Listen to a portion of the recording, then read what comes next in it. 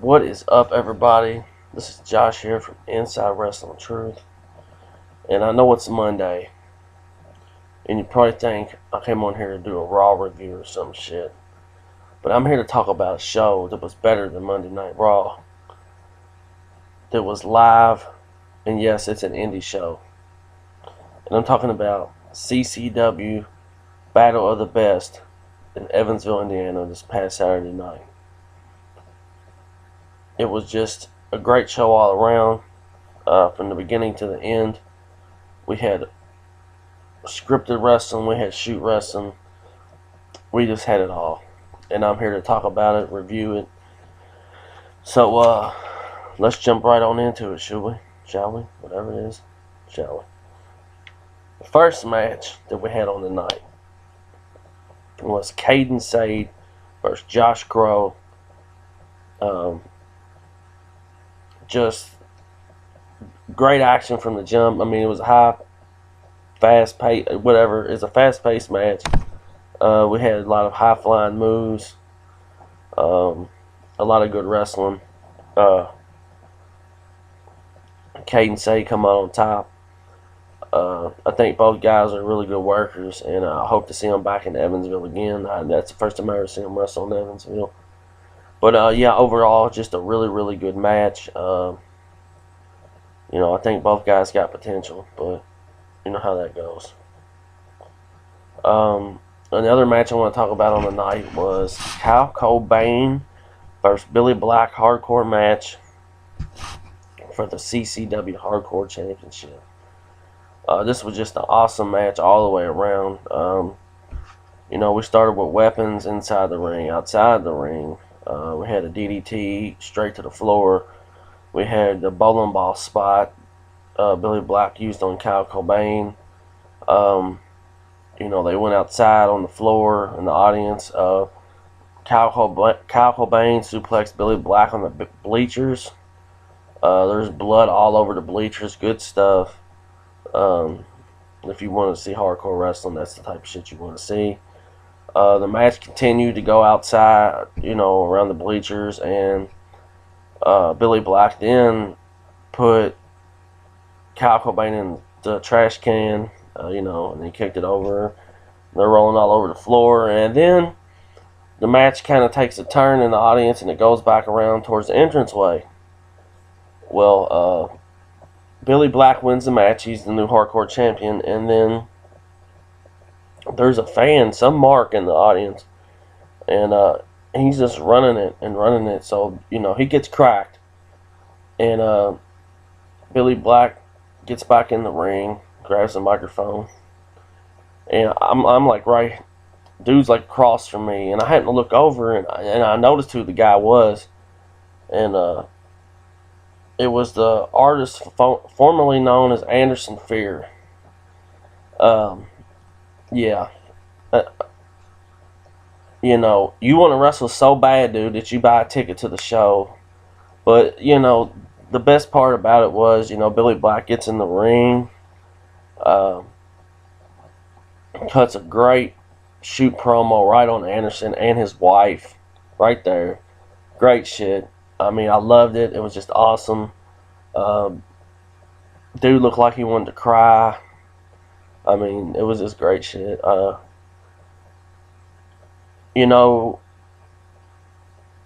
He's just an Anderson Fear or whatever the hell his fucking name is.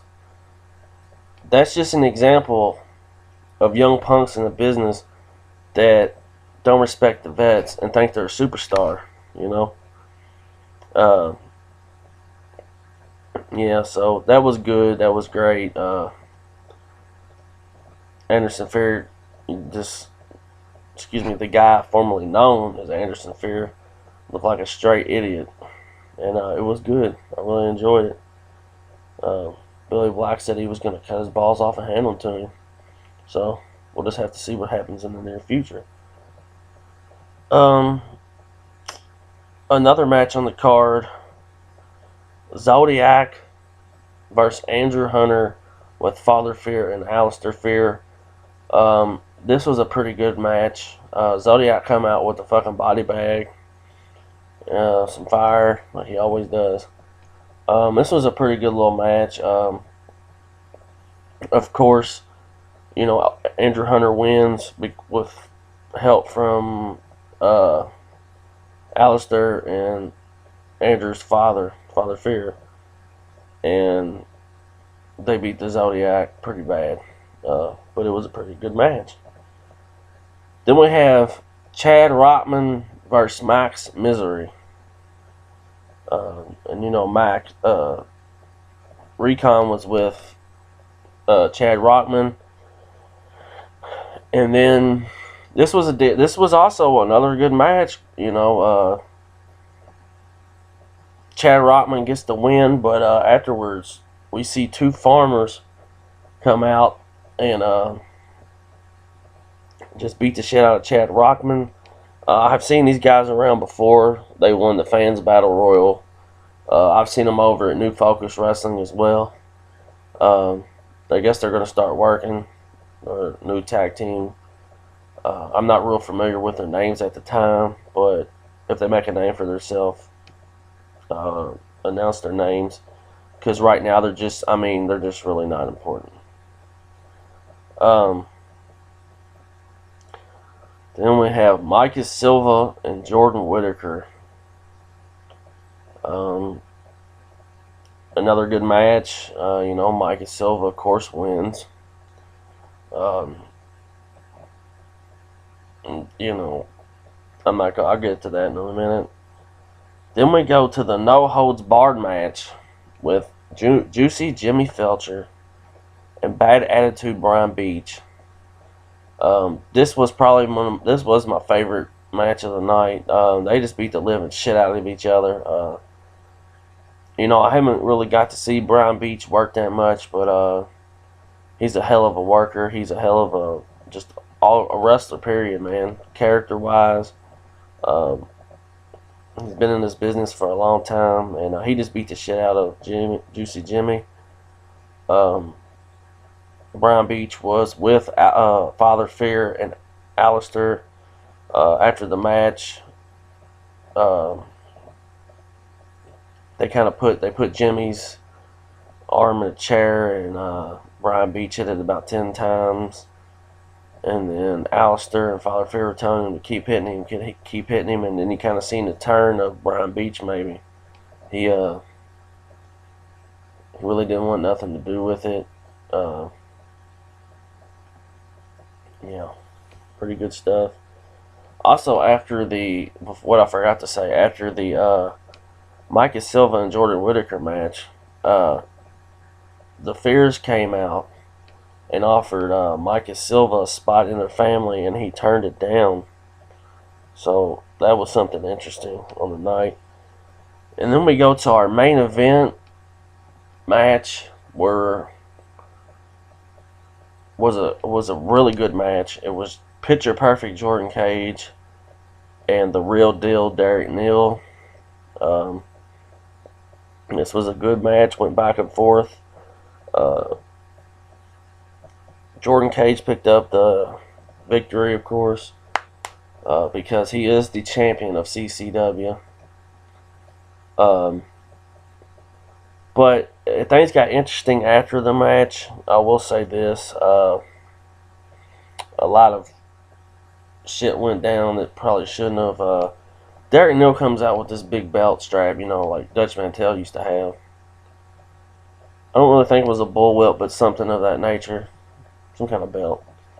But Derek Neal, he hurt himself, so he went to the back and his belt was laying out there. And Picture Perfect and Micah Silva have a dispute. Micah Silva is supposed to do the spot where he chokes Picture Perfect. Well, he's actually hanging Picture Perfect outside the ring, and this was a shoot for real. I know a lot of the fans might not know this, but he pretty much hung Jordan Cage with the belt, cut off the circulation. Picture Perfect, he had some problems afterwards. The Fears are in the ring. Micah Silva tries to leave. As he's going up the ramp, here comes Brian Beach. Micah Silva backs up like a pussy, walks back around to the ring as Brian Beach, cuts a promo on him and the Fears. Then afterwards, Jordan Cage gets on the microphone after he comes through. And I'm glad he did this. He shot right on Micah Silva. Just made Micah Silva look like a dumb bitch. I mean, I hate to say it, Micah Silva's got talent, but he has no character. There's no character there. And you got to have both to make it in this business. And, it is what it is. Micah's, I know you probably aren't going to watch this, but, I interviewed you, dude, and you were kind of cocky, and I let it slide then, but, dude, just because you're built and you're big don't mean you're fucking a god, okay? People in this business don't even respect you, dude. Honest to God, dude, you're probably lucky you left when you did Saturday night. Because I know one guy in the locker room that would just fucking eat you alive, dude.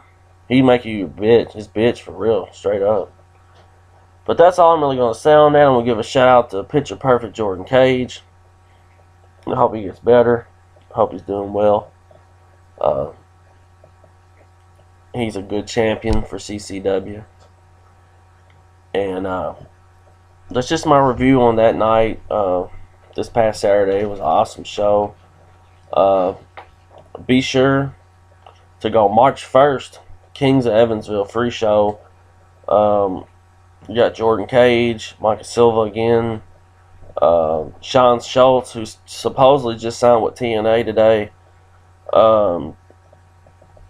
Lennox Norris, Bad Attitude Brian Beach. I mean, it's a loaded card. March 1st, Kings of Evansville, CCW, in the historic Coliseum in Evansville, Indiana. That's my review for CCW Battle of the Best. Like I always say, get your money, pay your bills. Peace.